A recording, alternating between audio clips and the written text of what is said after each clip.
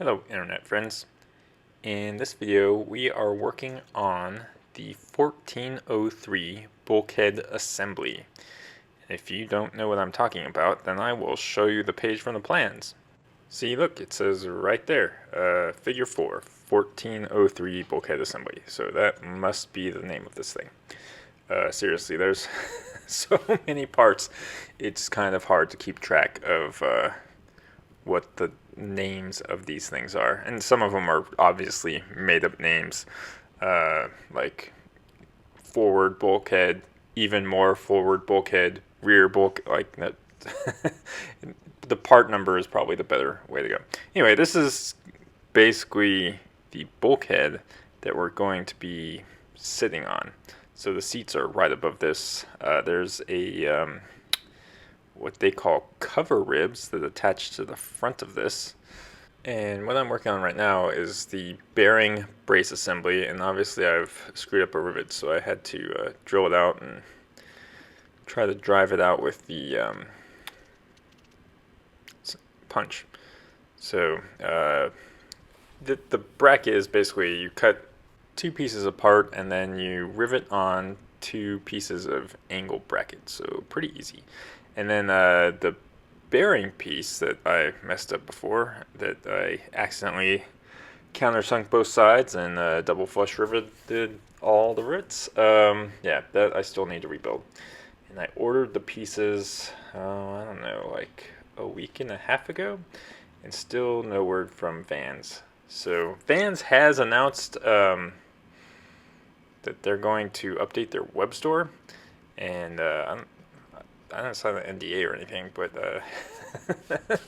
I may have seen the new web store, so I'm pretty excited about it, because it's going to have like order tracking and shipping and all that kind of stuff, where today it just seems like you send in an order and then eventually you get an email that says like, hey, your order shipped, but there's like no tracking. Or in fact, I don't even think it calculates shipping for you today. It's like, well, we'll figure out shipping and then we'll just charge your card. So, which is kind of, I mean, Vans is an airplane company, right? You have to understand. I know we have Amazon and all these ordering tools, and Vans is not Amazon. Vans is an airplane company, right? So they understand airplanes, they know how to build airplanes.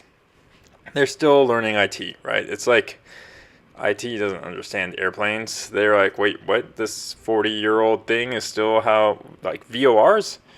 Yeah, that, when, it's really hard to be an IT person and go to your first flight lessons and be like, yeah, there's this GPS thing, I'll just do that. And they're like, no, you got to learn this VOR. Oh, and if you really want to have fun, let's talk about NDB.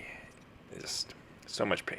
In fact, I'm pretty sure on the written tests there's still questions about ADF, and I have never actually seen an ADF in real life. So, in fact, now I don't even know if I know how an ADF works. I would have to reread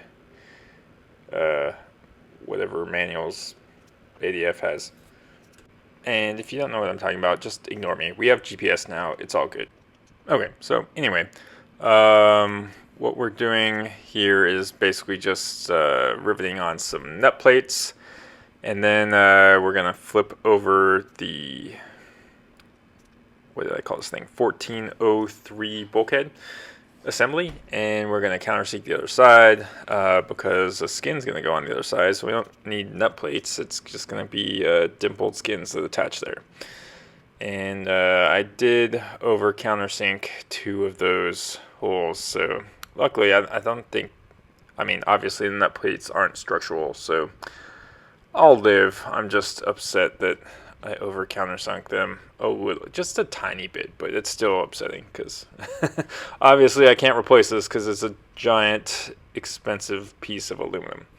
So future builders, just be careful when you are counters. And all of these countersunk holes for the dimpled skin, those came out perfect because I learned my lesson the first time on the other side. So good job, me. Okay, so coming up, we're going to have a special guest, Safek.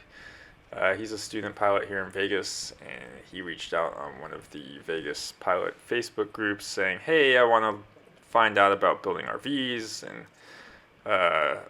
I replied, "Hey, if you want to smash some rivets, come on over, and you can see how all this works."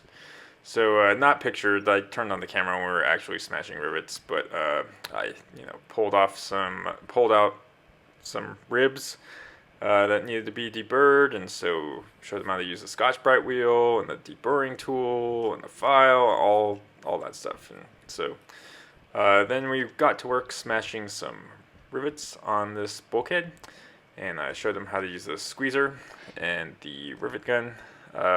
Because of the holes, the squeezer only worked for a few of the rivets, and then we went back to the gun. And there you just saw another reason. I keep saying, like, you want an adjustable height table, and that's the reason why. When you have two people of different heights and you're working together, like, sometimes being able to adjust the table height is really nice. So again, plug for the adjustable height table. Okay, so Safik, he picked up how to buck rivets really quickly. And like I said, none of this is hard, right? So in a couple days, you can learn these skills. And of course, you're going to mess them up 3 times, so you probably want to get some scrap aluminum and practice on this. But and then of course we messed one rivet up, and I had to drill it out. So luckily, I've already drilled out like 100 rivets, so I didn't enlarge any holes. Drilled the rivet out almost perfectly, and life went on. So there we go. And Safik did remind me of one thing that obviously this is easy when you have the right tools. So that's half the battle, is figuring out exactly what tool you're going to need and what technique you should use for each rivet. Because even there, while we're riveting, some are in weird positions, and some you can use a squeezer on, and some you have to use the rivet gun on. So that half the battle is knowing which tool you need to use in a given situation. So anyway, Safik was a big help tonight. Safik also wins major points for riding over to my house on his BMW Certain, which is a motorcycle similar to mine. It's actually cooler than mine. So Safik's a badass, and let's just wish him well on his Czech ride coming up. Anyway, if you want to chat RVs, come join our Slack group, because sometimes it's nice just to be able to ask a group of people younger than 80 years old a question and get a response that's not, someone that's sitting on a forum all day. No offense to those guys. Anyway, in the next video, we'll be working on some ribs. See you then.